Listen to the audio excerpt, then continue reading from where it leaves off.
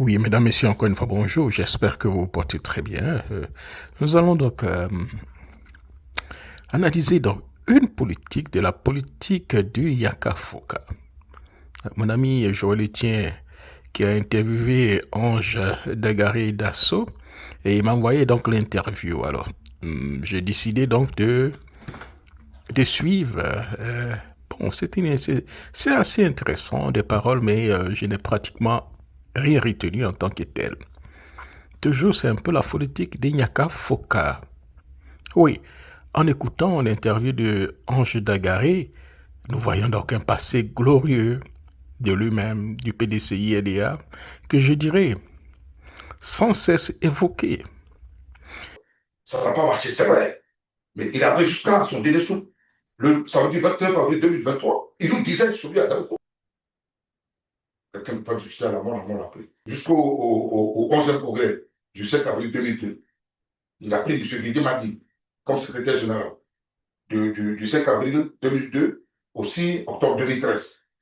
Après, dans ce que je n'ai pas compris, et jusqu'au jour que je comprends justement le statutaire du congrès, on a essayé de nous battre pour ça. On dit non, il faut casser le secrétaire général. Mais ils étaient dans un autre esprit. Puisque les deux secrétaires généraux qui étaient accompagnés du président Bédier ont été candidats contre lui au 11e congrès et au 12e congrès. Au 11e congrès, c'était le secrétaire général de Frogo qui a été candidat contre le président Bédier. Donc il fallait casser le secrétaire général de telle sorte qu'il devienne le secrétaire exécutif en chef. Voilà. Ce n'est plus un organe. Donc à tout moment, on peut disposer la preuve. Le président Tidiane a enlevé M. Oumou Sylvestre comme secrétaire exécutif, il en a nommé. Aussi, c'était un secrétaire général, il fallait attendre un congrès pour l'enlever.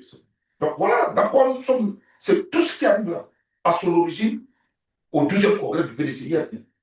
D'où tout est parti. Un parti politique doit avoir à son sein des contre-pouvoirs qui émanent du congrès, de telle sorte que, quand ça ne va pas, c'est cet organe-là qui essaie de suppléer aux insuffisances. J'étais ce jour-là à ce bureau politique du samedi 14 octobre lorsqu'il faisait son entrée dans cette maison meeting du PDCI après 23 ans d'absence. Il est venu, il n'est pas venu en gladiateur, il n'est pas venu en ennemi. Il n'était pas organisateur de ce congrès, de ce 8e congrès qu'il a porté à la tête du PDCI. C'est tous les militants, y compris ceux qui ont même été ses adversaires, qui ont fait en sorte qu'aujourd'hui il soit président du parti. Donc, ce qui nous reste, ce qui nous reste à faire, c'est d'appeler au rassemblement, à l'union, pour renforcer la cohésion du PDCI. Ce parti a trop souffert, victime d'un coup d'État qui n'a jamais été expliqué et qui reste inexpliqué jusqu'à aujourd'hui. Et pourquoi? Victime de plusieurs transitions. Le PDC a ouvert ses bras, appelé au rassemblement de Oufouetis, a lancé même l'appel de Daoukro pour se faire harakiri. La politique, dans les élections, ce n'est pas de la tontine où on se fait la passe. Mais le président Bédier, pensant que, en faisant ce sacrifice, ce parti allait se repositionner. Nous avons fait tout ça. Ce parti a souffert de trahison. Ce parti ne se retrouve plus. En 25 ans, nous n'avons eu qu'un seul candidat à la présidence de la République. Aujourd'hui, notre président est en exil. Qu'est-ce qu'on doit faire? C'est dans l'union. Comme on l'a fait pour le président Bédier. On s'est battu pour qu'après 15 mois, quand le président Bédier vient, il retrouve un PDCI fort. Et il est venu trouver un PDCI fort. C'est nos éléments dans les alliances qui ont fait qu'aujourd'hui notre parti est là. Mais quelles alliances? On a eu plein d'alliances dont on n'a jamais fait le bilan. Le RHDP. Le RHDP, on a eu une alliance PDCI. On a eu une alliance avec le FPI en juillet 2002 pour les élections des conseils généraux. On a eu des alliances, ça quoi, on est dans des alliances, donc on ne maîtrise jamais les leçons. Cap, voilà. Oui, le front commun, etc. Et ça quoi, c'est des alliances. On ne s'assoit jamais pour réfléchir, pour tirer des conclusions des premières alliances. Qu'est-ce que ça donne? Les alliances sont toujours les bienvenues. Quand on est dans une situation politique, on est obligé d'appeler les autres pour qu'ensemble ça nous mette pour combattre. Effectivement. Mais quand on finit le combat, on s'assoit et puis on tire le bilan, on tire les conclusions, on tire les leçons. Dès que vous êtes le PDCI, quand je dis vous, c'est le PDCI, vous avez cette phobie de bilan. Une communauté qui ne fait pas des bilans, pourquoi les Européens sont organisés? Parce qu'à chaque étape de leur vie, ils s'asseyent pour tirer les conclusions du passé. Et ils font des projections, des perspectives. les perspectives. Mais pourquoi nous, on ne le ferait pas? Pourquoi le PDC ne le ferait pas? D'abord, le coup d'État a été victime. On est sorti du coup d'État. On ne s'est jamais assis pour dire qu'est-ce qui a provoqué le coup d'État. On ne s'est jamais assis. Je vais vous dire que ça fait 36 ans que je suis au quotidien. Je vis au quotidien la vie du PDC, particulièrement à Cocody, et dans le parti au plan national. J'étais maître de cérémonie, j'étais sur tous les plateaux, sur tous les podiums. J'ai écrit dans les journaux, j'ai défendu le PDC partout. Souvent, quand le 24 décembre arrive, j'écris dans un journal, La Place, où j'interpelle pour dire faisons le bilan du 24 décembre. C'est à partir de ce bilan qu'on se projette et qu'on prend des dispositions. On se soucie du passé pour ne plus arriver à des erreurs futures. De 67 députés, vous tombez à 32 députés. De 97, on est tombé à 66. De 66, on tombe à 32. Vous perdez, À moins de 5 ans. vous perdez des ans quand même. Oui, on perd des plus chaque fois.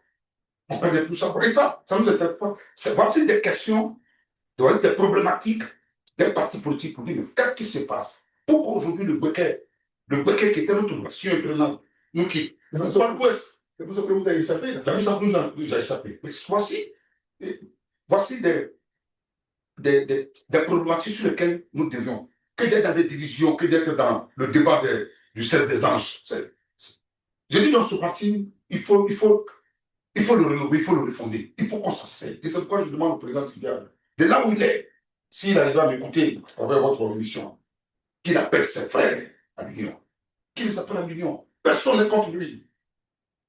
Personne n'est contre lui.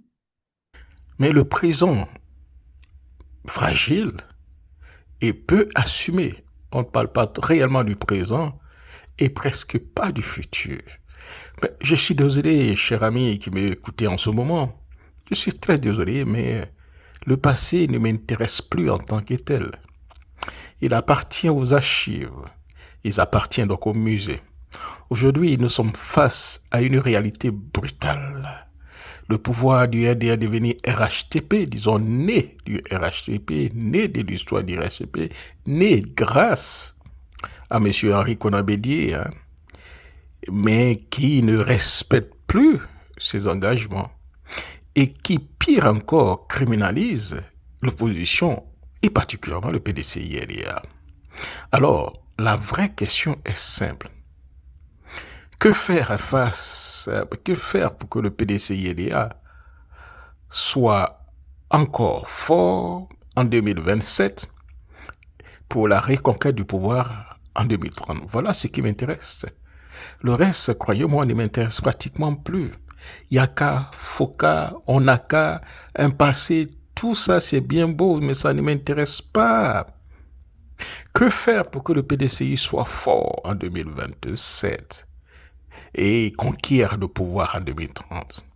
Les militants n'attendent plus donc des slogans, ils attendent « Je soutiens sans faille » ou bien un soutien sans faille à son président, un soutien sans faille au président Tidiane Thiam, une ligne claire et une pression constante pour l'état de droit et la démocratie. Oui, nos aînés ont fait donc leur temps, un temps glorieux, respecté. Mais aujourd'hui, une nouvelle génération est là et elle attend autre chose. Des actes forts, une stratégie assumée, un engagement total derrière un président élu après donc de 99,70% il y a moins d'une année. Le passé, le temps des hésitations doit prendre fin.